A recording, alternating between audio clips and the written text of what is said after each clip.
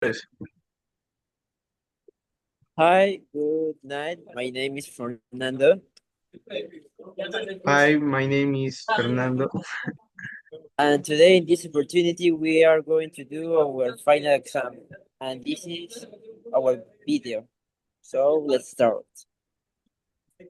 What can you do and see in the city? Last summer, we visit Tokyo and it is an amazing and colorful city. There are many beautiful places to see. You can visit old temples, walk in peaceful gardens, and I recommend to visit the main square. There are also a lot of interesting museums, and you can enjoy wonderful views from the buildings. It is a fantastic experience for everyone.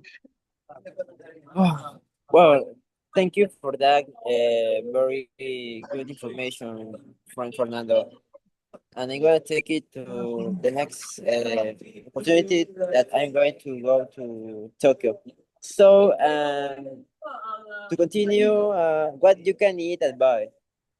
Well, in Tokyo, there is delicious food everywhere. You can try sushi, ramen, tempura, and some street snacks like mochi.